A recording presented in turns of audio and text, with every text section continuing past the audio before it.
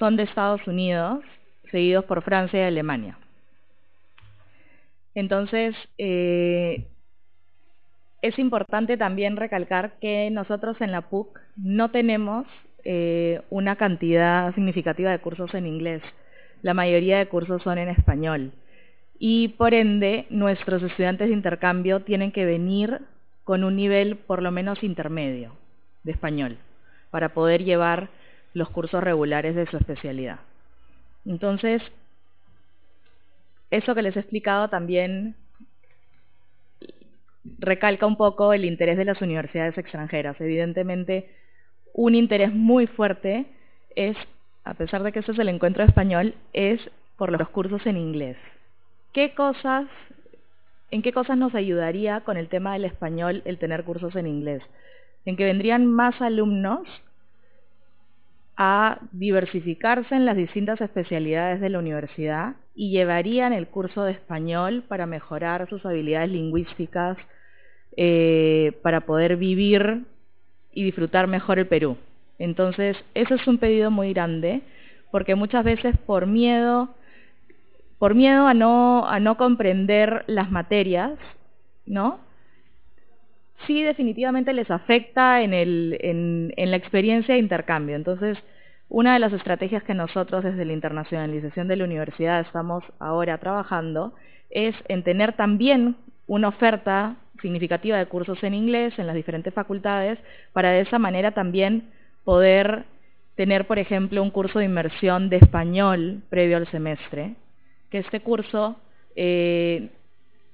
sería valiosísimo para los alumnos que vienen a llevar los cursos lectivos de su especialidad. No todos vienen con un background de humanidades, ¿no? Por ejemplo, ingenieros que vengan y quieran llevar clases meramente de ingeniería, pero a la vez llevarían este curso como para poder tener una base y poder desenvolverse mejor en Lima y en el Perú.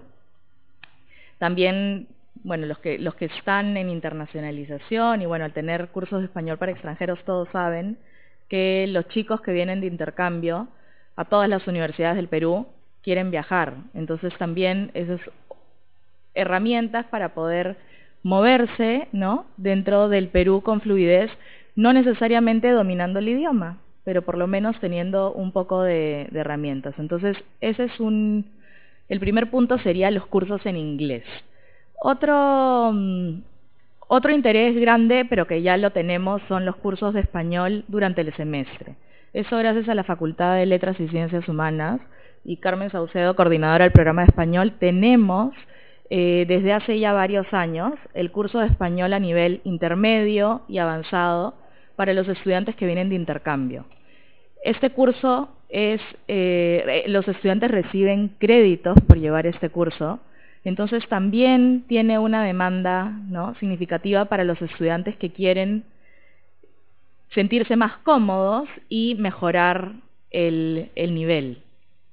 Entonces, no sé si esa parte ya la va a tocar Carmen, ¿no?, pero sí mencionarlo. Y también, bueno, los cursos de inmersión previo al semestre aún no los tenemos, ¿no? La idea es, si es que tenemos más cursos en inglés, probablemente esta sea otra vía, ¿no?, para darle más potencia al español.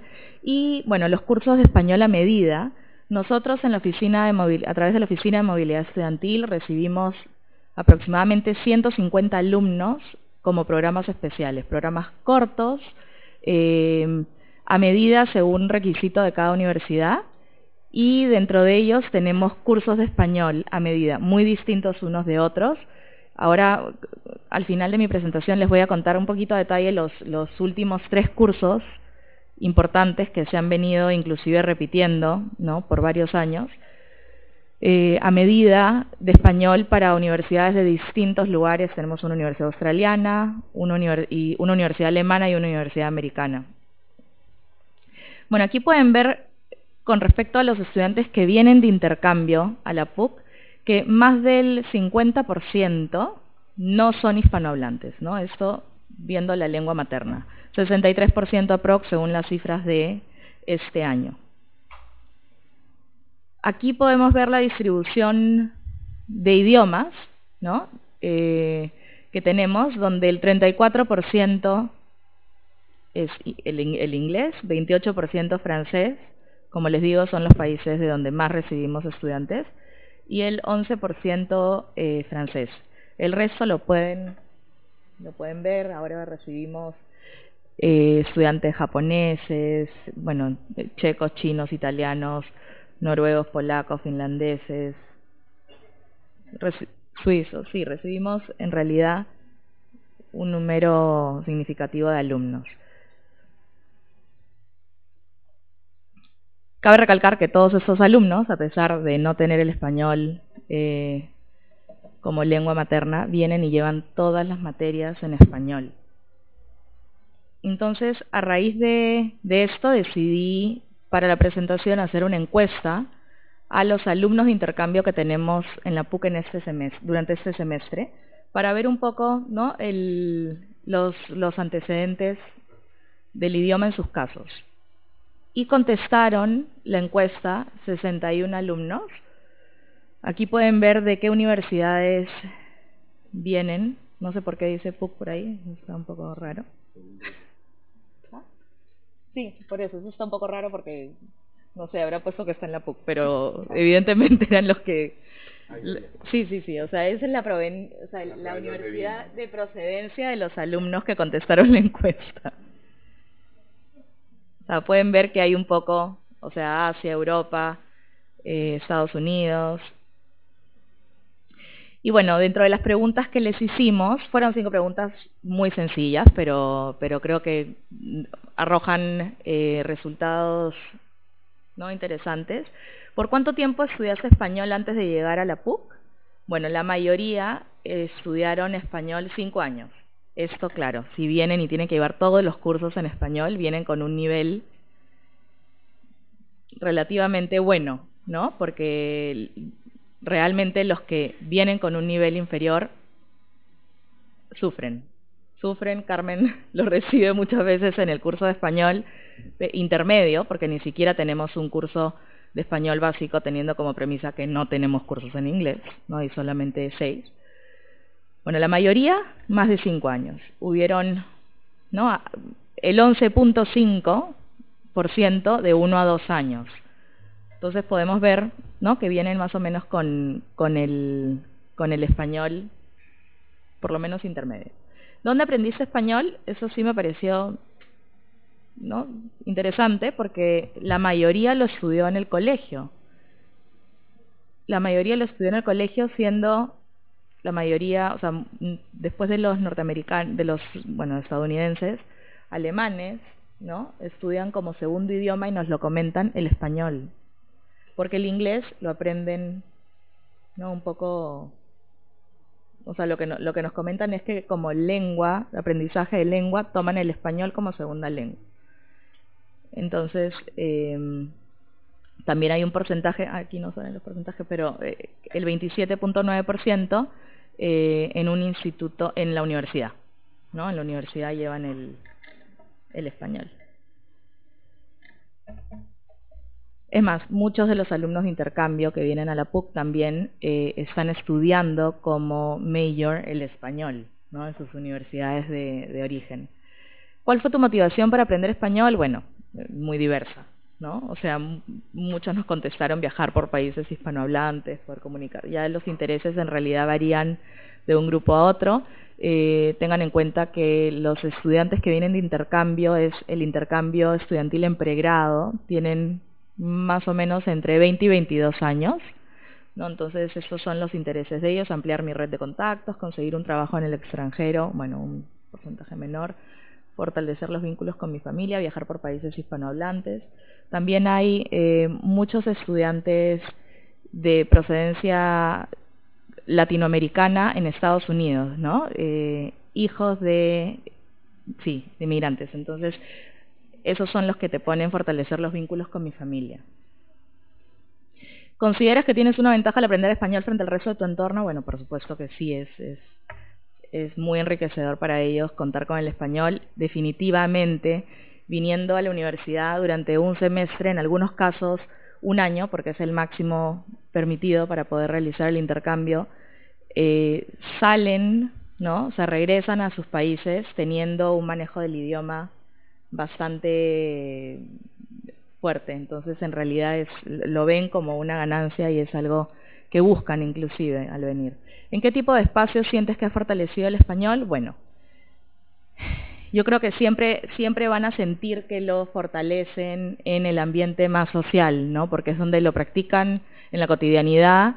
En las clases de la PUC como tal muchas veces se sienten más, o sea, hay una cuota de estrés, ¿no?, adicional, porque tienen que aprender la materia, no es fortalecer el idioma únicamente. Entonces, bueno, las respuestas casi la mitad, ¿no?, te contestan que en el entorno social. Esto también creo que hace que se vea, ¿no?, que en los cursos de español, yo creo que también parte de las herramientas, de las estrategias que están usando es hacer actividades más de poner a hablar a los chicos en un contexto más social. Los veo, ¿no?, en algunos cursos que hemos tenido, por ejemplo, con japoneses, que salen del aula y tienen que poner en práctica lo aprendido en la clase, ¿no? Eso es algo que ellos buscan a la hora de venir. Bueno, en los viajes también, en las casas de familia, tengan en cuenta que la mayoría de estudiantes que vienen de intercambio se quedan, bueno, las opciones son en casas de familia o en residencias, y la mayoría de estudiantes no hispanohablantes prefiere quedarse en una casa de familia, ¿no? ¿Esto por qué? Porque uno de sus objetivos es el fortalecer el idioma. Entonces, bueno, esas fueron las pocas preguntas que les hicimos en la encuesta, y ahora también quería contarles un poco sobre los cursos cortos. Dentro de las cifras que les dije, que recibimos más o menos 150 alumnos por cursos cortos, tenemos un número significativo que viene también que nos piden, universidades que nos piden cursos a medida de español. En este caso les voy a hablar de 3 universidades que han sido constantes con el pedido, que son, una es Deakin University en Australia. Ellos nos pidieron inclusive el diseño de materiales, ¿no? Eso se hizo en coordinación con Carmen y su equipo, donde o sea, al haberlos apoyado con el diseño del material que van a tener, se hace un curso que se va a ir repitiendo a lo largo del tiempo. Entonces ya hemos tenido 2 versiones, o sea, el 2018 empezamos con 16 alumnos, en el 2019 21 y ahora, bueno, vienen 13 alumnos confirmados, empiezan el 14 de enero y es un curso de un mes aproximadamente, ¿no? Vienen del 14 de enero, me parece que es hasta el 14 de febrero, donde van a tener, además del curso de español, actividades, o sea, eso es una tendencia, ¿no?, de las universidades extranjeras y peruanas, en hacer cursos cortos durante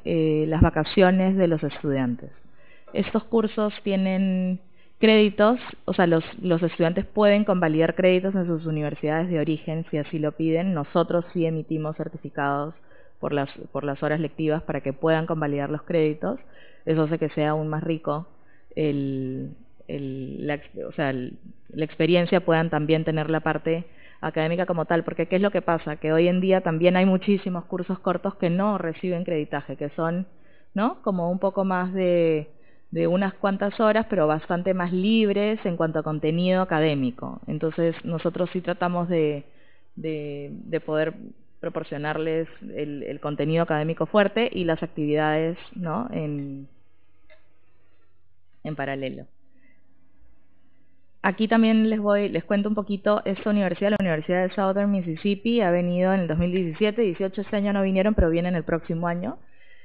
También un programa de español, ¿no?, a medida, durante un poquito menos de un mes. Dentro del programa de español, ellos vienen con una profesora de español, que también los guía un poco en la parte académica, ¿no?, reforzando con el programa preparado aquí en la PUC. Y tienen, bueno, en todos los casos, diferentes viajes. Eso lo hacemos según lo que nos pida cada universidad, ¿no? En este caso han tenido, bueno, ciertas actividades en Lima, en Ica y Pachacamac. Y este año hemos recibido a la Universidad de Mainz, Alemania, donde el curso fue Pueblos y Culturas del Perú, en español. Vino un profesor, un lingüista, exalumno PUC, que es profesor en la Universidad de Mainz y trajo un grupo de nueve alumnos.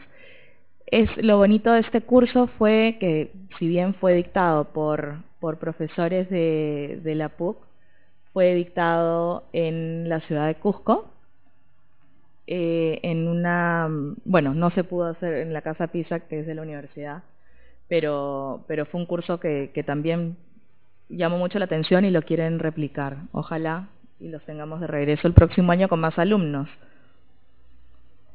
Así que bueno, ese es un poco el interés que nosotros desde Movilidad Estudiantil vemos, ¿no?, por las universidades extranjeras. Es algo que nos comentan en las conferencias a las que vamos, cuando nos visitan.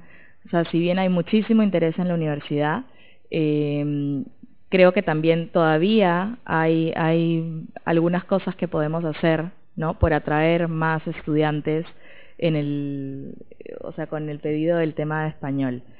Una de ellas, ojalá sí pronto, sea el curso de inmersión de español previo al semestre. Entonces, ahora nada más yo creo que aquí terminé.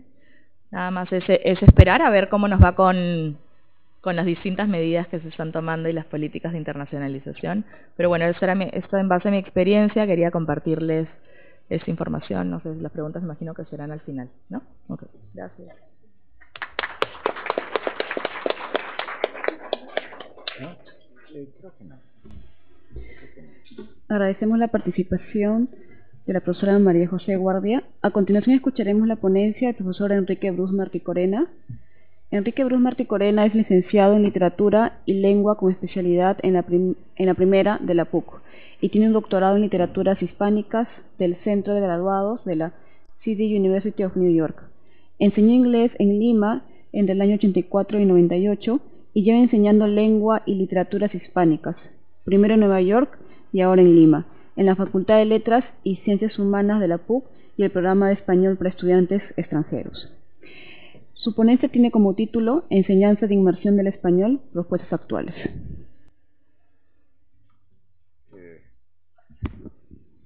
Bueno, número uno, gracias Carmen, a la doctora Carmen Saucedo por la invitación que me ha hecho.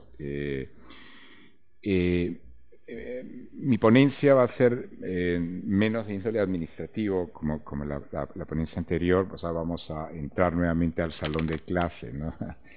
por decirlo de una manera. Mi experiencia como profesor de idiomas en general es larga, porque empecé también enseñando no español, sino enseñando inglés en Lima ya hace muchos años, y enseñé incluso en Barcelona, ¿no? Inglés. Y ya mi experiencia como profesor de español más bien empezó en la ciudad de Nueva York, y quería hablar de tres grupos humanos, tres tipos humanos, digamos, a los que enseñé español, y que hablan, y por lo mismo presentaban desafíos y metodologías y reconocimiento, digamos, de motivaciones diferentes, ¿no? Uno de ellos fue a los españoles, a los latinos en Nueva York, a los hijos, que mencionaba, los hijos de migrantes, en el sistema, digamos, de CUNY, de la universidad donde me doctoré.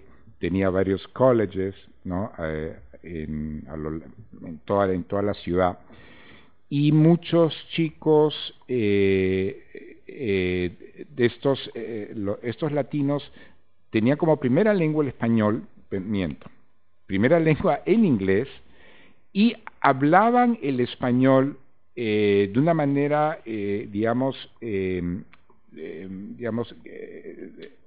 con el Spanglish, ¿no?, donde había un fuerte contacto con el inglés, y eso, alteraba tanto la morfología, el uso de vocabulario sobre todo, y en muy menor grado, y esto lo sabe cualquier lingüista, la parte, digamos, sintáctica. Pero ahí lo que tenía era el problema de de hacerles ver que el llamado español estándar, que no era el que muchos hispanos hablantes reconocerían en ellos que hablasen el español estándar, no era lo mismo que el español correcto, o sea, tenía que andar a tientas, ¿no? Es decir, si me encontraba yo, con muchos estudiantes que en casa vacuumeaban la carpeta, que era aspirar la alfombra, era un ¿por qué no? ¿Por qué no dejarlo en vacuumear la carpeta? ¿No? O por qué no ir a la marqueta en lugar de ir al mercado, a pesar de que yo sabía que ese español era transicional, que podía no durar más de 1 o 2 generaciones, porque ese español, digamos, se ha ido manteniendo con la llegada incesante, ¿no? de inmigrantes a los Estados Unidos, antes de Trump y después de Trump todavía igual, tal vez menos, pero a pesar de saber eso, que era transicional, yo les hacía entender que era un español completamente tan legítimo como cualquier otro, ¿no? Y le hacía entender a ese grupo la importancia, digamos, la conveniencia de aprender un español más estandarizado, que dicho sea paso, no hay un solo ser humano en la Tierra que hable el español estándar. El español estándar es una especie de norte donde nadie llega, pero todo el mundo sabe dónde está el norte, pero el norte, nadie está en el norte, o nadie está en el sur, ¿no es cierto? Entonces es una especie es un concepto negativo, pero que lo usamos bastante, ¿no? El español estándar. Pero le decía igual que podían aprovechar, aprender el español estándar para comunicarse mejor con otras personas fuera de las comunidades latinas en Nueva York, que dicho sea paso, la comunidad latina en Nueva York no es exactamente la misma que la comunidad latina en California o Texas, ¿no es cierto? Ese era un grupo. El otro grupo que me tocó, un grupo bastante común también, fue el de español a angloparlantes, en Nueva York, sobre todo en Nueva York muchos, y ese grupo enseñé tanto a chicos de secundaria como a algunos estudiantes de college en los Estados Unidos, y eran grupos que ambos se tenían que llenar una malla curricular, y por lo mismo yo tenía que esforzarme más en motivarlos, porque no se trataba solo de cumplir con un creditaje, aunque había, ojo, sí curiosidad también por el español, por las culturas hispánicas, pero es distinto cuando tienen que llenar un crédito, y sobre todo cuando se trata de grupos tan jóvenes, sobre todo de la secundaria, que es todo es otro universo, ¿no es cierto? Entonces sí tenía que incorporar temas, asuntos más de acuerdo a la edad, ¿no? Y más plural, y digamos de medios comunicacionales mucho más plurales, no solo el textual, el escritural, sino también medios audiovisuales, revistas. Cada vez que iba a Lima me traía pues revistas de todo, ¿no? Hasta todo, era un todo vale, ¿ya? Para que, y le daba curiosidad, ¿no? Saber tener estas pequeñas tomas, fragmentos de la vida cultural peruana, limeña, porque al final no podía olvidarme que yo era también peruano y que esa era la trinchera desde donde yo partía para llegar al famoso español estándar, que tampoco lo hablo yo, repito, no lo habla nadie, ¿no es cierto? Ese por un lado. Y el tercer grupo al que quería referirme es justamente el grupo que concierne directamente aquí a la Universidad Católica, es el grupo de españoles extranjeros, pero inmersos, que están acá, ¿no? Que está en un curso de inmersión, que están en Lima y son extranjeros de varias lenguas, ¿no? Sin embargo, veo que muchos extranjeros, tanto europeos como asiáticos y norteamericanos, sí tienen obviamente los norteamericanos sí tienen un dominio del inglés. Y a veces veo que se comunican con ellos en inglés y yo tengo que ponerme acá dictatorial, ¿no? Esto es un curso de español. Pero sí, por supuesto, terminan por hablar entre ellos en español y les es más fácil a la larga, ¿no? Porque no es fácil cambiar de un sistema lingüístico a otro de manera abrupta, o sea que prefieren quedarse en español, hablando en español aún entre ellos. Estos grupos sí los he notado muy motivados por adquirir lengua y cultura, que se adquiere ambas cosas de manera simultánea, más que en los otros grupos a los que me he referido. Una sí fuerte motivación por aprender sobre Perú, sobre los perúes que hay, ¿no es cierto? También saber sobre culturas, digamos, culturas quechua, culturas aymaras, sobre la Amazonía. He tenido estudiantes que están también de manera paralela llevando para cursos de quechua, ¿no? Entonces hay todo un interés de inmersión en el país, y también he notado que el Perú es parte también del paquete latinoamericano. Entonces los temas que yo meto a la clase también son temas de Latinoamérica, ¿no? O sea, no solo de las varias regiones de Perú, sino temas de Latinoamérica. La metodología, se habla de lo que es metodología, digamos, la metodología de los últimos 40, 50 años de enseñanza de idiomas, se focaliza más en la cuestión situacional y coloquial, más que meramente escrita como era tradicionalmente, ¿no?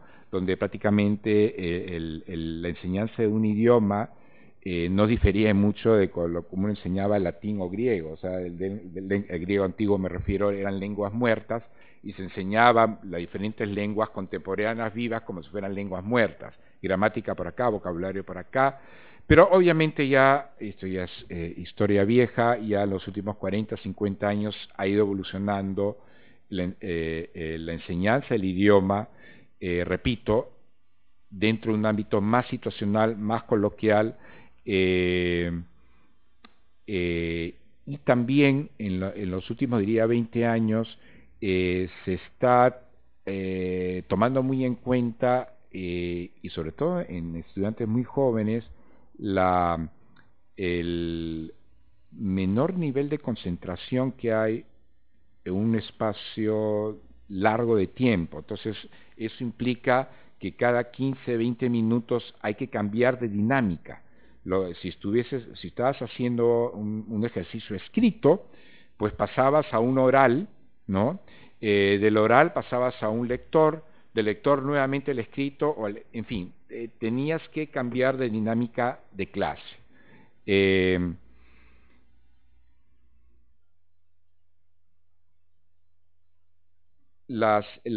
Digamos, la incorporación, y para seguir con esta, digamos, metodología ya moderna, y acá ya no tan moderna, por ejemplo, toda información o todo material en lo que concierne a la gramática, en lo que concierne al vocabulario, tenía que fijarse en una situación determinada, ¿no? Ya sea una situación, digamos, temática determinada o conversacional determinada, tanto en los salones como en la clase. Creo que si muestro, voy a mostrarles fragmentos de exámenes para que vean, aunque imagino que unos ya conocen de esto, para que vean cómo es importante ubicar, delimitar un campo semántico o situacional fijo para preguntar. En este caso es un examen para preguntar sobre ciertos temas gramaticales, digamos, o de vocabulario. Entonces voy a la...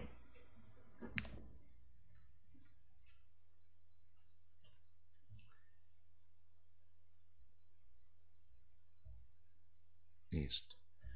Acá, pronombre, por ejemplo, pronombre indefinido, tienen una casa, ¿no?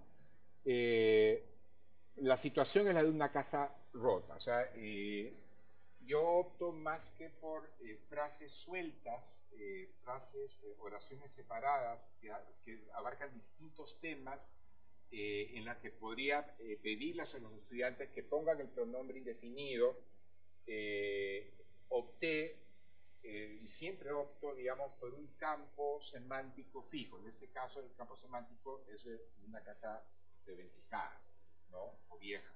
Entonces,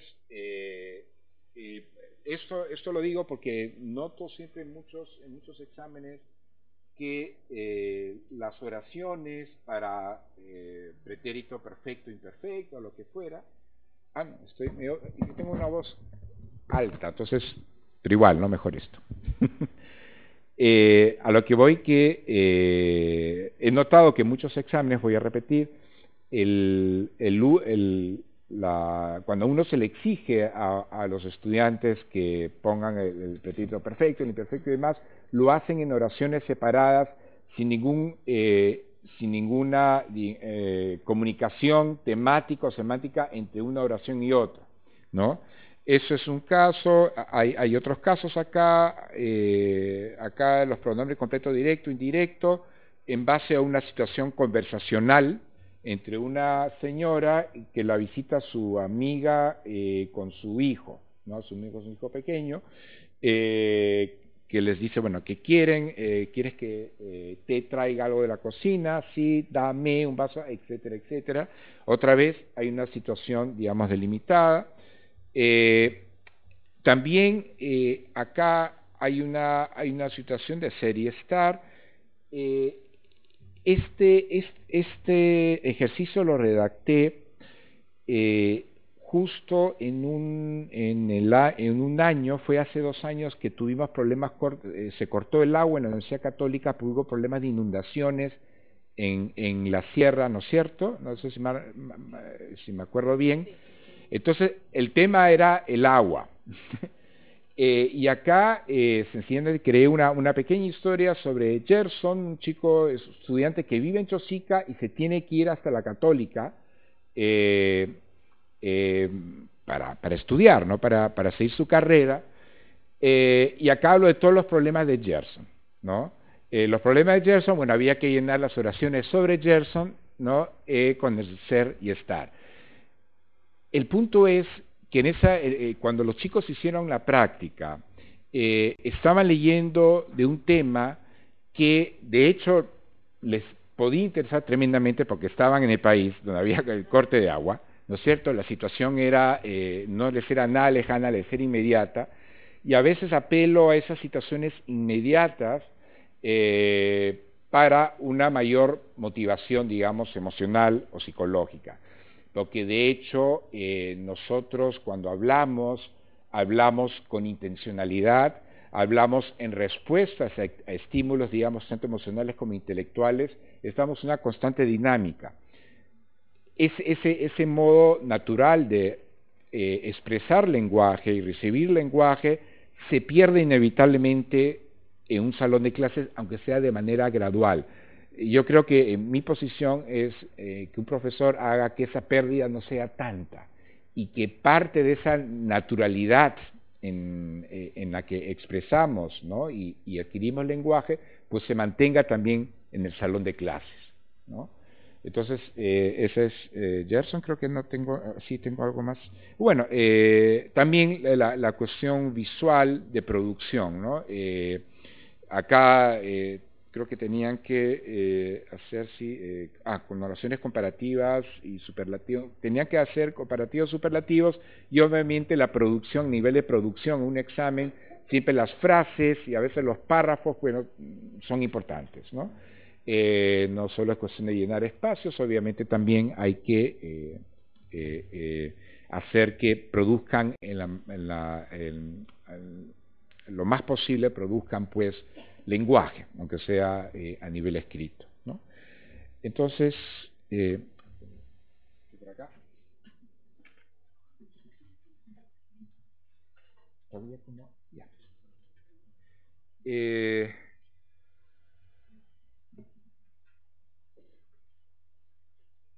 También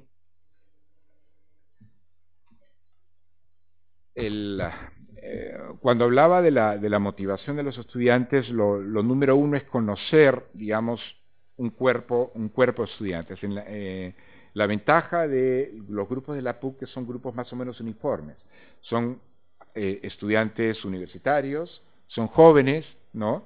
Entonces es muy fácil delimitar sus intereses, tantear cuál es su día a día. La mitad de ellos creo que viven entre San Miguel y Pueblo Libre, entonces parte de los ejercicios también tienen que ver con esos distritos. Y una cosa en la que sí me he dado cuenta es que los estudiantes no quieren ver lo maravilloso que es el Perú, también quieren ver lo maravilloso que es el Perú, pero quieren ver también los problemas que tiene el Perú y los problemas que ellos viven. Uno de los temas que genera más conversación, por supuesto, es el tema de transporte, que ellos lo tienen que vivir día a día, ¿no es cierto? Eso es un gran, ¿cómo es la expresión? Gatillador, estímulo, ¿no? El gatillador, uso un término de armas, un gran estímulo para conversar, ¿no? Al respecto. También pues, todo lo que es, y esto de manera hay que ir tanteando el grado de complejidad del tema de acuerdo al nivel de los estudiantes, en intermedio o avanzado, aunque los niveles intermedios no temen tampoco los temas de una cierta complejidad, pero problemas de índole social, político, hacerles materiales de todo tipo, de noticieros y demás, para que puedan ver. Otra estrategia, digamos, de producción oral, fuera de la conversacional estudiante-alumno o alumno-alumno, que también es importante hacerlos conversar entre ellos, es la expositiva, ¿no es cierto? En las exposiciones, pues, les pido que de manera gradual, en la primera exposición, cuenten alguna experiencia, por ejemplo, una experiencia de viaje, y expongan un país, el país que quieran, o la ciudad que hayan visto, que prefieran, y les pongan al salón. Ya en la última exposición, sí pido un tema que implique un mínimo de investigación, ¿no? De lectura previa, sea temas medioambientales, derechos de los animales, sea el tema de transgénicos, y abro un espectro más o menos amplio dependiendo justamente de qué estudiante es el que le interesa qué, porque hay estudiantes más que se van a la cuestión más técnica. Hay una estudiante mía que habló de robótica, ¿no? En Japón, la vez pasada. Hay otro estudiante que le encanta hablar de la Amazonía, de los derechos animales de manera... Una chica habló sobre feminismo, sobre los derechos de la mujer en el Perú. Una chica alemana estaba interesada sobre lo que estaba aconteciendo en el Perú. Entonces, cada estudiante pues tenía sus propios temas y es importante darles un abanico de temas. Pues siempre el profesor da el abanico, porque también no puedo permitir que un estudiante me esté hablando de bioquímica de manera tal que exponga y todos estallen, el resto de los estudiantes no entiendan nada. Entonces obviamente no podía, los temas los superviso yo de manera tal que ellos hablen de lo que quieran, pero también puedan disfrutar los que lo escuchan, ¿no es cierto? Y bueno, básicamente eso es todo. Eso sería todo lo que aporto. Gracias.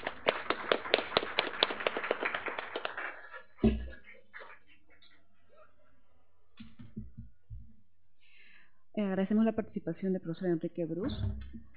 A continuación, escucharemos la exposición de Carmen Saucedo Segami. Carmen Saucedo obtuvo su doctorado en estudios hispánicos en Brown University, Estados Unidos. Hizo su bachillerato en Lingüística y Literatura, Convención de Literatura Hispánica, en la Pontificia Universidad Católica del Perú, y llevó una diplomatura en Bibliotecología y Ciencias de la Información en la PUC. Actualmente es la coordinadora del programa de español para estudiantes extranjeros y coordinadora de planeamiento de la Facultad de Letras y Ciencias Humanas de la PUC. Ha enseñado cursos de redacción en la Universidad Peruana de Ciencias Aplicadas y enseña cursos de lenguas, redacción y literatura hispanoamericana en la PUC desde hace 8 años. Su ponencia se titula Experiencias de la enseñanza del español en el contexto de intercambio estudiantil universitario. Gracias. La mesa que hemos presentado hoy día es una mesa, en esta ocasión, es una mesa que se concentra mucho en las experiencias y los desafíos que tenemos aquí en la Universidad Católica para un tipo de perfil de estudiante muy específico. Es el alumno que viene por un semestre o por un año y que toma cursos académicos de nivel académico. Entonces, en ese sentido ya se nos restringe bastante el escenario y también podemos perfilar mejor la metodología o la forma de acercarnos a estos alumnos. En mi caso, Enrique dicta los cursos de nivel intermedio, yo me encargo de los cursos de nivel avanzado. En mi caso, más que hablarles de metodologías en clase o de cómo abordo ciertos temas gramaticales, lo que quería era compartirles 3 experiencias en las cuales yo he tratado de aprovechar los recursos de la universidad para complementar las clases de español que estamos dictando. Así que van a escuchar un poco mis satisfacciones y mis frustraciones, porque en estos proyectos a veces funcionan, a veces no funcionan, y en ese sentido también para mí será un gusto escuchar su retroalimentación. Un poco de contexto. El programa de español para estudiantes extranjeros existió desde el 2012 con el objetivo de reforzar las habilidades lingüísticas de los estudiantes de intercambio durante el semestre académico. Es decir, es un objetivo bastante específico. Estamos pensando en alumnos que tienen que tomar clases en español, en un nivel de español nativo hablante, todos los días, y que tienen que tener éxito en esas clases, ¿verdad? Si bien hay algunos profesores que aceptan que los trabajos se entreguen en inglés, en realidad el desafío para estos estudiantes que vienen de intercambio es bastante alto y por eso también estamos pensando en la oferta de cursos en inglés. Por lo tanto, el programa español surgió para este público objetivo y con esa necesidad. Específicamente, en mi caso, nosotros ofrecemos en el programa español 2 niveles, intermedio y avanzado. No ofrecemos básico porque estamos asumiendo que los alumnos que vienen tienen ya cierto nivel de español para poder desenvolverse en las clases de la universidad. En el caso del curso de español avanzado, la sumilla del curso plantea lo siguiente. El curso está orientado a desarrollar las habilidades académicas del estudiante extranjero para un mejor desenvolvimiento en su experiencia universitaria. Se ofrece práctica conversacional y escrita, además de una revisión de temas gramaticales en español para alumnos que se encuentran en un nivel avanzado del dominio de la lengua. No es de la mano de la práctica de ciertas formas gramaticales, en realidad estamos buscando en el nivel avanzado ya un cierto nivel de análisis, un cierto nivel de postura crítica, una cierta posición con respecto de lo que les rodea, porque hacia allá es hacia donde nos orientamos cuando hablamos de destrezas académicas. En ese contexto, el curso del 223, es el curso de español avanzado, tenemos alumnos que entran con un nivel B1 y al finalizar el curso terminan con un nivel B2. Son 5 horas a la semana que dictamos este curso, ofrecemos 4 créditos académicos, lo que es un incentivo para muchos de estos estudiantes porque pueden convalidarlo en sus universidades de origen, y tenemos la particularidad de que son cursos que se dividen en 3 horas de teoría a cargo de un profesor y 2 horas de práctica a cargo de un jefe de práctica o asistente de docencia. El curso, por lo tanto, también tiene esta dinámica de coordinación mutua entre profesor y jefes de práctica a lo largo del semestre. Normalmente recibimos como máximo 15 estudiantes y usualmente estos son de Estados Unidos, de Europa y de Asia. Últimamente estamos recibiendo más alumnos de Japón y de Corea y menos de Estados Unidos en la modalidad semestral. Las razones para matricularse en el curso de español avanzado son variadas. Muchos de ellos expresan la necesidad de adquirir mayor confianza lingüística. Pensemos que recién están viniendo al Perú, muchos de ellos por primera vez, entonces tienen todavía esta inseguridad de no poder desenvolverse a lo largo del semestre. Y en realidad ese es un temor inicial, pero que poco a poco, con las clases que van a llevar en la universidad, con su vida en las familias, con sus salidas, con sus excursiones, porque viajan mucho alrededor del Perú todos los fines de semana, poco a poco van ganando esa confianza, no por el curso de español necesariamente, sino en general por toda la interacción que tienen en el país. Algunos llevan también este curso de español avanzado porque es parte de su carrera.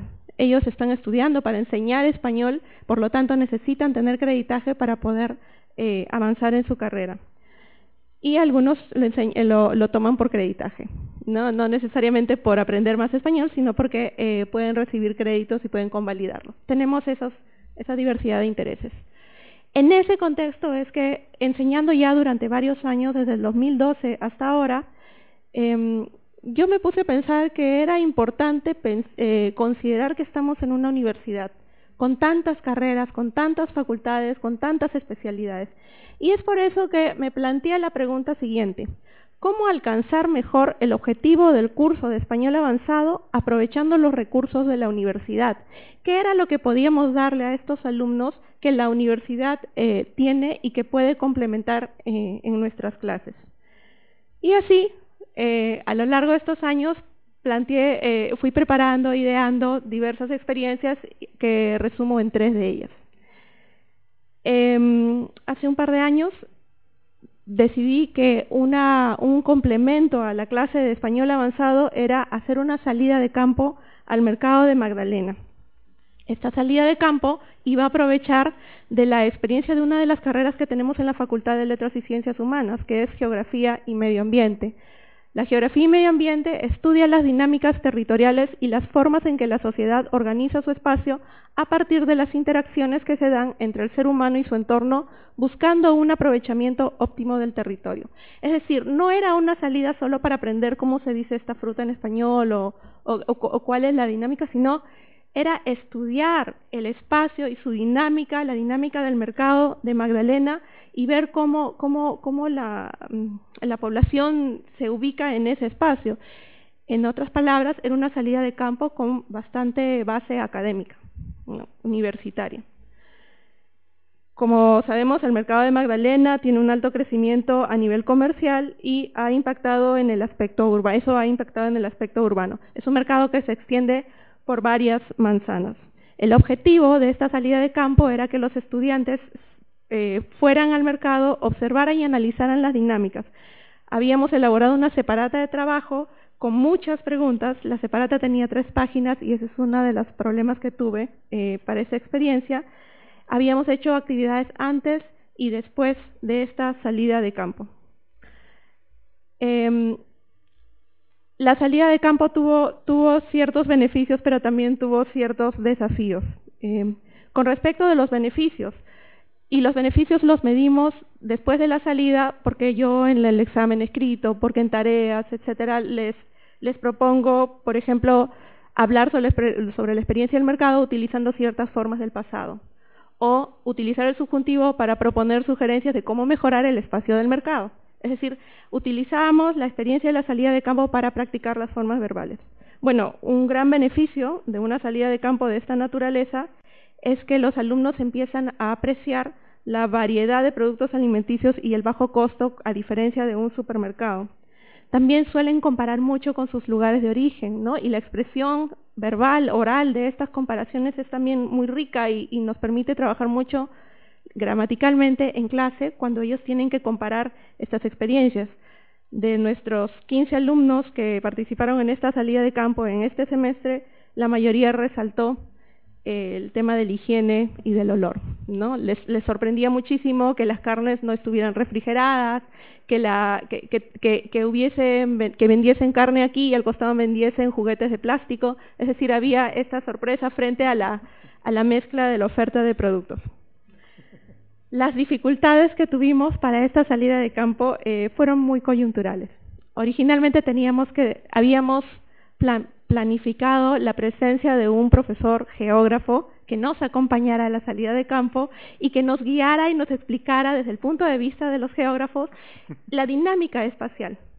Lamentablemente, por distintos motivos, no contamos con el profesor de geografía, así que solamente estábamos la jefe de práctica y yo. Y realmente no es lo mismo, porque nosotras no somos geógrafas y no podemos brindar esta información. Si bien nos habíamos informado, gracias al profesor, en realidad no cumplimos con el papel como habíamos esperado.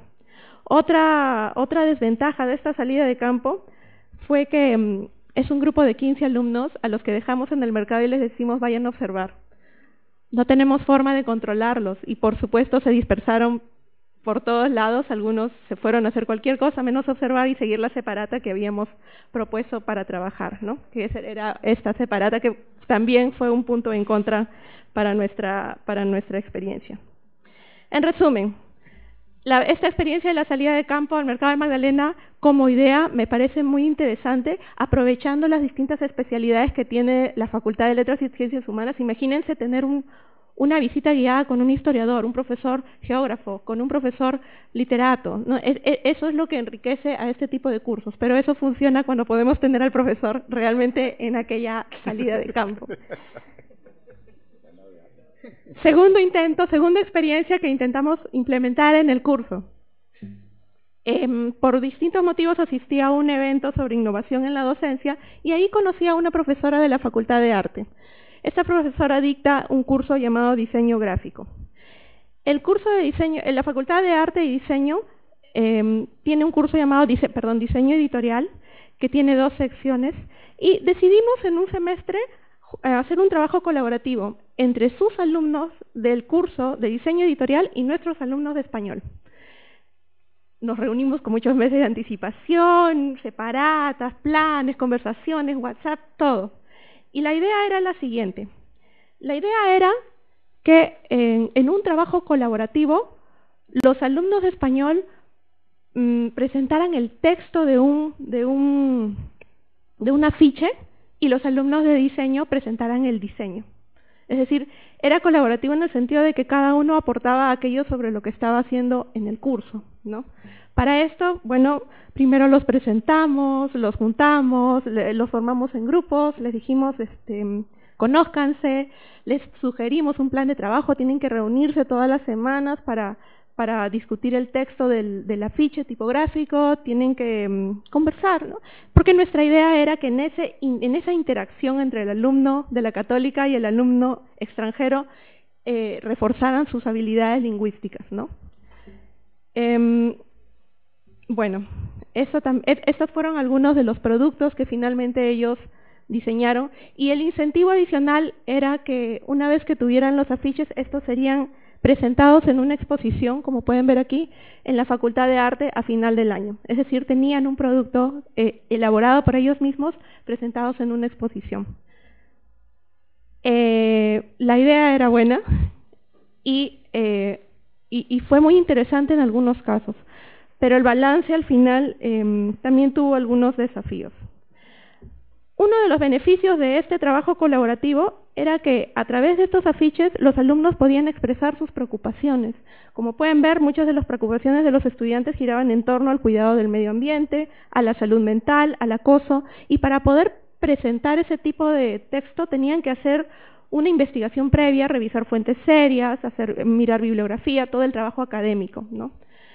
Es decir, el proyecto colaborativo incentivaba a desarrollar el aspecto más académico. Los incentivaba a investigar.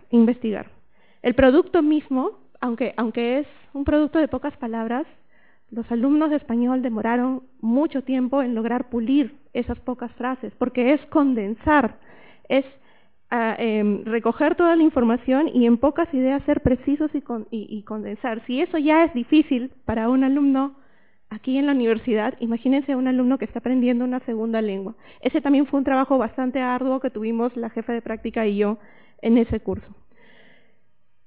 Para el lado de los alumnos de arte, el beneficio era que estaban ensayando a interactuar con un cliente, ¿no? Que es lo que el cliente quería para el diseño, etc. Bueno, un beneficio adicional que varios de estos alumnos después expresaron en un ejercicio que les pedí hacer era que salieron mejores amigos. Es decir, los que eran más extrovertidos habían hecho bastante amistad con los alumnos de arte y bueno, salían, conversaban. Pero luego vinieron también varios desafíos para un proyecto de este tipo. Y es que también muchos de los estudiantes de español comentaron de manera muy amable, pero comentaron que tenían muchas dificultades para reunirse fuera de clase y hacer este trabajo en grupo con los alumnos del curso de diseño gráfico. Y es que efectivamente es una carrera muy ocupada, tienen horarios muy distintos y es muy difícil coincidir en el mismo espacio, ¿no? Entonces, La colaboración entre los pares varía mucho dependiendo también de los horarios, de lo que tienen que hacer en el semestre y también de la personalidad, porque los más extrovertidos fueron los que hicieron mejores amigos, mientras que nuestros alumnos más tranquilos tuvieron más dificultad.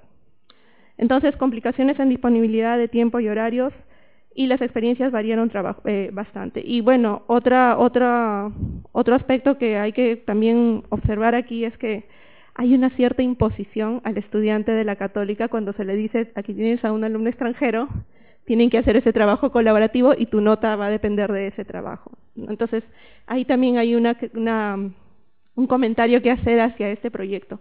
Probablemente lo mejor es hacerlo con alumnos peruanos que quieren trabajar con extranjeros y que quieren hacer este tipo de proyectos, y no llevarlo a un curso específico que tiene ya todo un desafío. Mi mejor experiencia ha sido la de unas salidas de campo al lugar de la memoria. En 5 minutos. Al lugar de la memoria, la idea era la siguiente. El lugar de la memoria es un espacio que ofrece un contexto muy complejo de la historia peruana y por lo tanto invita a una reflexión y a ciertas posturas críticas, que era lo que yo buscaba a través del desarrollo del español, ¿no? Y además tiene la ventaja de ofrecer servicios guiados gratuitos. Es decir, ya teníamos a alguien en el lugar de la memoria que podía brindarnos la información que necesitábamos. Lo hicimos durante 2 semestres, el segundo funcionó mucho mejor que el primero, y siempre lo hicimos en las últimas semanas de clase, cuando ya habíamos revisado los distintos temas gramaticales y verbales que los alumnos necesitaban. Esto fue muy importante porque el guía que ofrece este servicio está produciendo todas aquellas formas gramaticales que hemos venido revisando a lo largo del curso. Hay también algo interesante aquí, al ponerlo en las últimas semanas de clase, que es que en el curso de español avanzado, al menos el curso que yo diseño, tiene muchos temas de conversación, pero todos ellos tienen en común que se concentran en problemas urbanos en Lima, cosas que ellos en el día a día pueden observar y que les afecta. Por ejemplo, inseguridad ciudadana, machismo, acoso callejero, violencia. Son distintos temas que vamos conversando a lo largo del semestre y por lo tanto ya cuando venimos a la salida de campo, ellos pueden conectar algunos de los temas que hemos venido discutiendo con algunas de las cosas que ellos van a observar en esta salida. Antes de la visita, yo suelo preguntarles cuáles son sus intereses, porque la visita guiada en el LUM ofrece 4 ejes temáticos, entonces les digo, bueno, se puede hablar sobre 4 ejes específicos y por votación vamos al que ellos han escogido. Hacemos bastante trabajo antes de ir a la visita y también después de la visita. Durante la visita es la guía la que explica y también ofrece espacios para preguntas de los alumnos, y eso también es importante porque los alumnos están interactuando fuera de clase con alguien que no es el profesor. Una vez que regresan a la clase, practicamos cosas como el discurso indirecto, qué dijo la guía, etcétera, etcétera.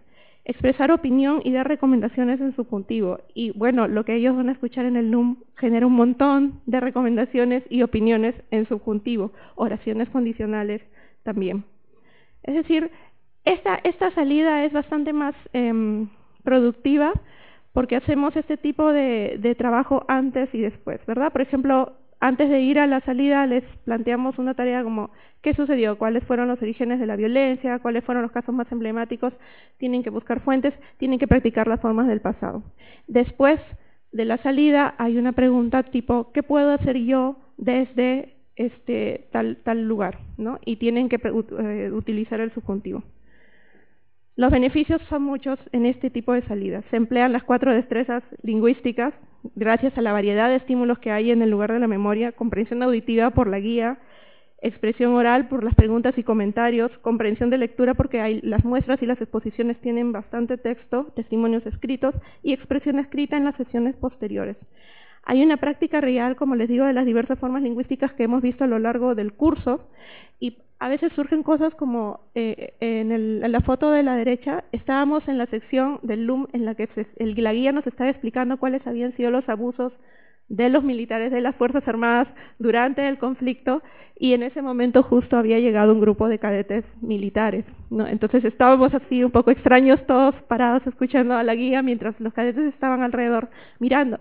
Y eso nos dio pie después en clase a preguntar cosas como, por ejemplo, ¿qué habrán pensado los soldados mientras la guía hablaba de los abusos militares, expresando probabilidad en el pasado con el futuro perfecto?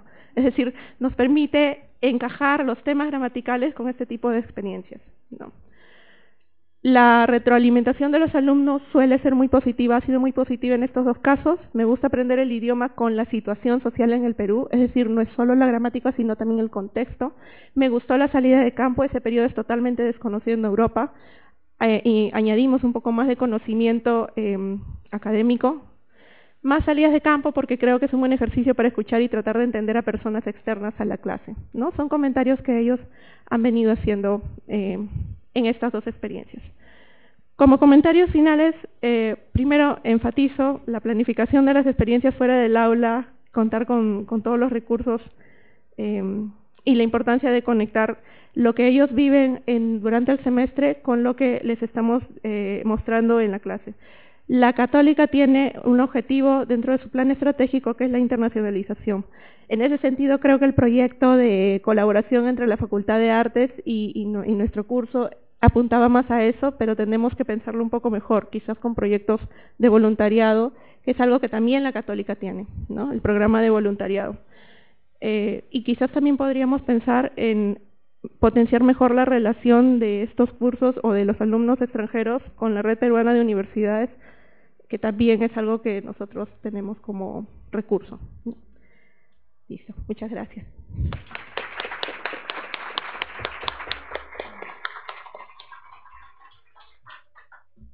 Muchas gracias, Carmen, por compartir tus experiencias con nosotros. Bueno, a continuación vamos a hacer una ronda de preguntas. No sé quién desea empezar. Pueden levantar la mano y la pregunta puede ir dirigida a cualquiera de nuestros ponentes o a los tres quizás.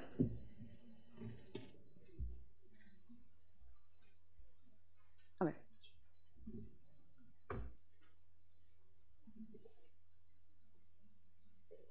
Buenas tardes. Bueno, ha sido muy interesante ver las experiencias de la profesora Saucedo de inmersión y del contacto de los estudiantes. Y mi pregunta va un poco a eso. Si todos los cursos de los estudiantes que vienen del extranjero son exclusivos para ellos, no los de español obviamente, los de humanidades o los cursos que llevan estudiantes extranjeros, o también salen en el salón de clase católica.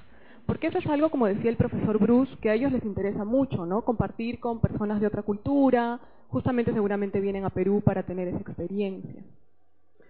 Sí, todos los cursos, salvo estos dos cursos de intermedio y avanzado del programa de español, todos los demás cursos son cursos que llevan los alumnos de la Católica y a los que se matriculan los alumnos extranjeros.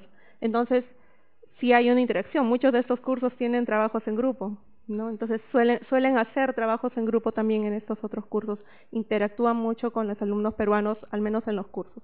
Algo que sí, de hecho, a veces les pregunto a mis alumnos, pero hay que considerar el nivel de español que tienen, es cuáles son las dificultades que tienen ellos cuando llevan estos cursos, estos otros cursos, y lo primero que suelen decir es que el profesor habla muy rápido, ¿no? Y efectivamente, hablarle a un alumno de B1 es para hablarle a un alumno de B1 hay que modular la velocidad a la que se le habla, ¿no? También algunos comentarios que hacen es, bueno, la bibliografía, ¿no? Como es una bibliografía académica suele ser un poco más elaborada.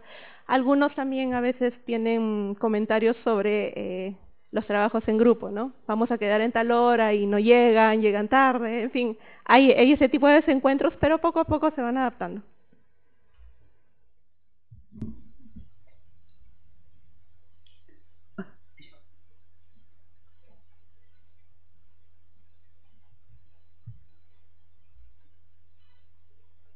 Muchas gracias por compartir sus experiencias muy enriquecedoras. De repente han tenido oportunidad de, digamos, contar con estudiantes que quizás les cuesta un poquito más que el resto. Entonces, ¿cómo manejan de repente, no sé si llamarle frustración, nivel de frustración de algunos de esos estudiantes? Bueno, en primer lugar, en el programa de español hacemos una prueba de colocación de nivel antes de que puedan matricularse en estas clases. Es por eso que a veces tenemos alumnos que ni siquiera llegan al nivel básico. En ese caso los mandamos con nuestros primos de idiomas católica o de otras escuelas en Lima para que puedan tomar cursos de español básico y ya luego pueden entrar a los cursos de español intermedio. Esa es una primera medida o forma de lograr que más o menos el grupo sea más o menos homogéneo, por lo tanto los materiales están dirigidos a ese tipo de alumnos. Pero ya las frustraciones individuales varía de alumno en alumno. En mi caso, lo que he observado es que cuando tenemos alumnos de Europa y de Asia, a veces la dinámica también es un poco complicada, ¿no? Es un poco más difícil lograr que los alumnos de Asia, en general, estoy generalizando, en general participen más, se suelten un poco más al participar, sean más desenvueltos oralmente, a pesar de que su formación gramatical es muy, muy alta, ¿no? Al menos esa es la experiencia que he tenido. En esos casos, como son grupos muy pequeños, de 10 a 15 estudiantes, solemos estar detrás de ellos, contactarlos constantemente, siempre hay ejercicios todas las semanas, siempre estamos el jefe de práctica y yo en comunicación para ver quién ha tenido dificultades. Intentamos resolverlo así, porque el grupo es pequeño, es manejable. No sé si Enrique maneja. ¿Cómo manejas la frustración? ¿Cómo manejo la frustración? Sí. No.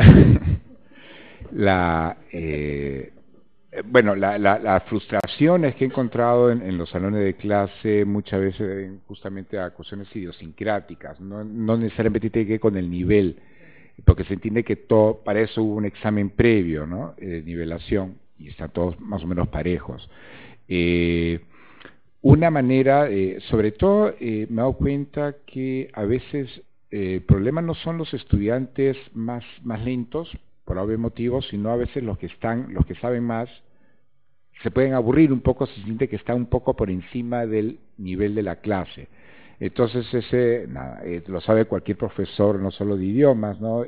Sobre todo, para eso me sirvió esa especie de mentira, la escuela secundaria, que tienes que tratar con una población muy emocional, que es la población adolescente, te vuelves un poco terapeuta.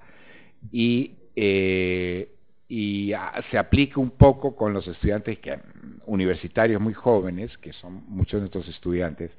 Los más impacientes, pues a los más impacientes lo tomas como asistente, entonces le dices que ayude a tal o cual estudiante, y ya está, ¿no? Entonces fuera de eso no he tenido, como digo, mayor problema con la frustración dentro de la clase. Mentira, está muy bien.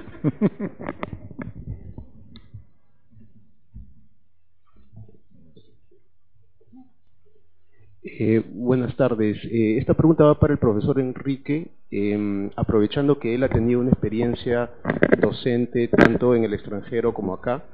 Me gustaría saber qué experiencia para usted ha sido más grata, reconfortante, en cuanto a la producción de los alumnos que ha tenido tanto en el extranjero como acá, considerando esta distinción entre la enseñanza de español como lengua extranjera o la enseñanza de español como segunda lengua, ¿no?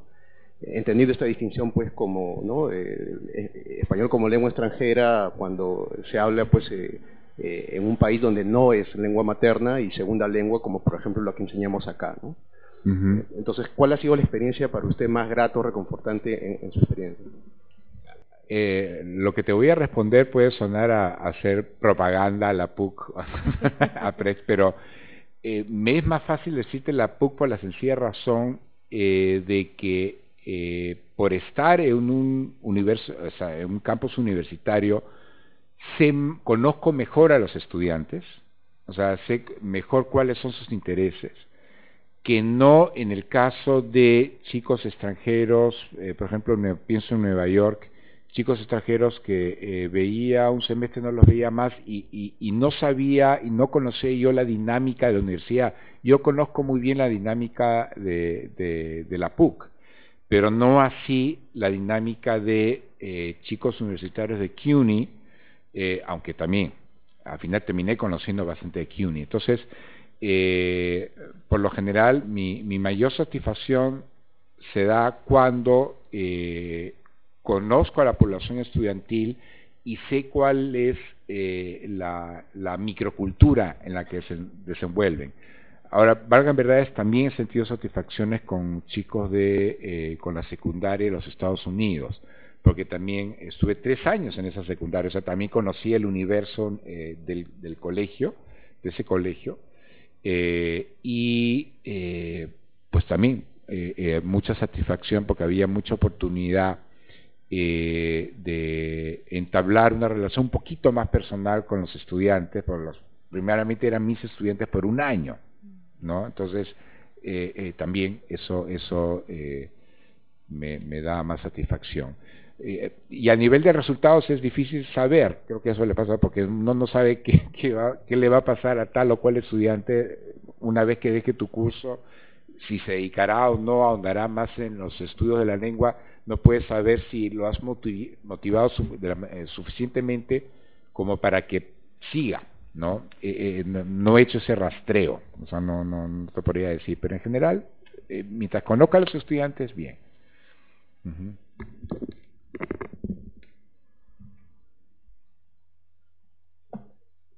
Sí, buenas tardes.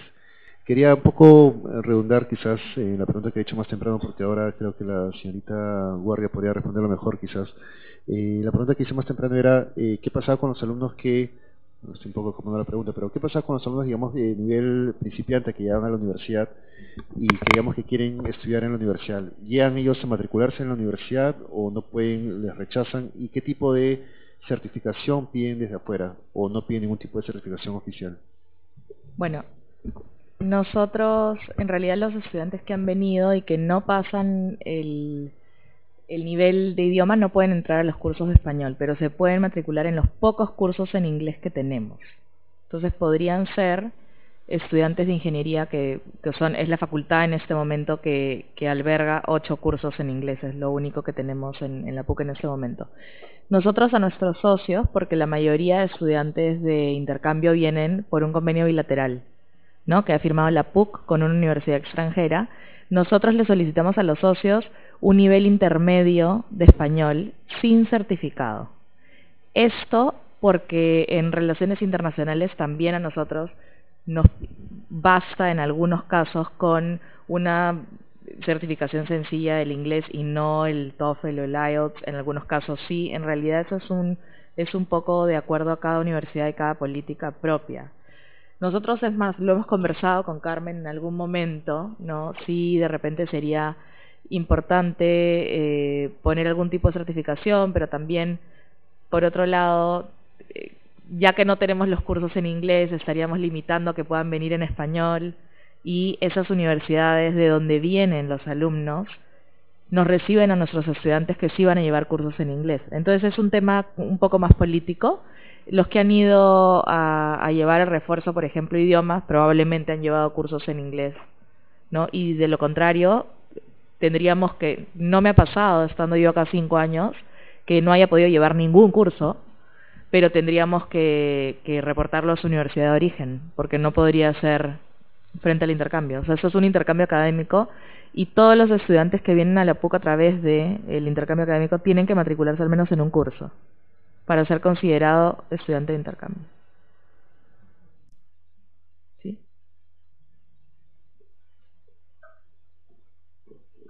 Gracias. Yo tengo algo, me falta precisar. Miren, hay un programa de español para estudiantes extranjeros por un lado. Luego tienen ustedes un centro de idiomas. ¿Cuál es la relación? Y, por ejemplo, estas experiencias que ustedes acaban de presentar, ¿dependen de quién? ¿De los dos? ¿O depende del programa? ¿O depende del centro de idiomas? ¿Ustedes son profesores del centro de idiomas? ¿Ustedes son profesores del programa? Disculpen, pero yo no lo tengo. Disculpen. No, es una pregunta completamente comprensible porque efectivamente han escuchado de mí por el PREX y luego viene Diego a hablar de Idiomas Católica. Idiomas Católica es un instituto de idiomas, ¿no? Como es el INNA, como son los diferentes centros de idioma en Lima. Tienen varias sedes y se dirigen a un público externo en general. Es decir, a Idiomas Católica pueden llegar estudiantes extranjeros de distintos lugares y llevar y tomar sus cursos de español, por ejemplo, o sus cursos de inglés o de quechua. El programa de español, el PREX, nació por la necesidad de nivelar en el español a los alumnos que vienen de intercambio estudiantil durante el semestre. Y como vienen de intercambio estudiantil, están sujetos a un convenio. Por lo tanto, la forma de los beneficios que tienen a través de nosotros son otros. Por ejemplo, nosotros les ofrecemos creditaje, porque es un curso que se dicta a lo largo del semestre y que tiene 4 créditos. Entonces es la ventaja para los alumnos cuyas universidades firman convenio con la Universidad Católica y que vienen durante un semestre a estudiar. Los profesores del programa Español para Estudiantes Extranjeros no somos de Idiomas Católica, bueno, hay una jefe de práctica que sí trabaja en los 2 lados, pero somos profesores del Departamento de Humanidades y también tenemos algunos profesores de fuera.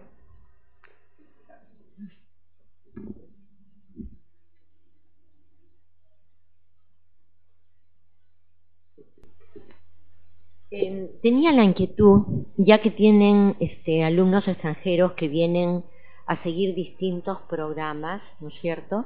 ¿Tienen algún sistema de monitoreo, tutoría, apoyo académico? Porque me imagino que necesitan tiempos un poquito más allá de las clases para consultar temas relacionados con los cursos, con la terminología, con su propia redacción, cuando haya trabajos que hacer, formatos de expresión oral, cosas que no hayan entendido. ¿Existe esto? No. Los alumnos tienen que, o sea, por eso se les pide un nivel intermedio para que vengan y puedan llevar las clases. Lo que sí se le pide también como, o sea, esto es parte de un plan estratégico institucional de la PUC, la internacionalización, y es un eje transversal a la universidad. Entonces sí se les pide a las facultades que los profesores tengan cierta flexibilidad con los alumnos extranjeros. Flexibilidad, por ejemplo, no es que tengan un horario de tutoría fuera de clase, el profesor podría tener esa consideración, pero no tiene esa exigencia, digamos, dentro de la docencia. Lo que sí es, que ya Carmen lo mencionó, ¿no? Es muchas veces si el profesor habla el idioma del alumno, ¿no? Puede en algunos casos apoyar más bien con eso en las pruebas orales, o sea, que el lenguaje no sea lo más importante, sino el conocimiento del curso, ¿no? Del sílabus, el seguimiento de la clase.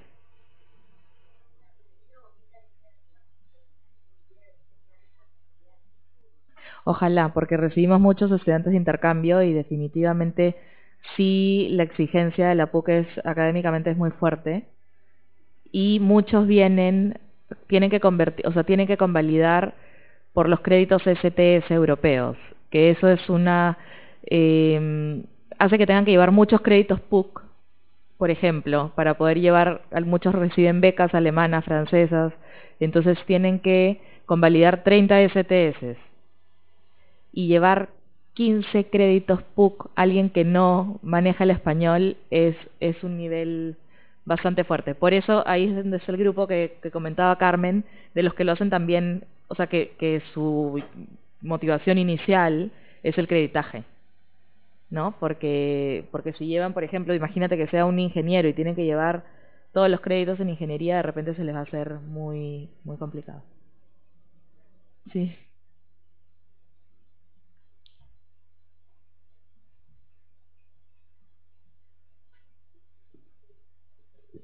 Buenas tardes.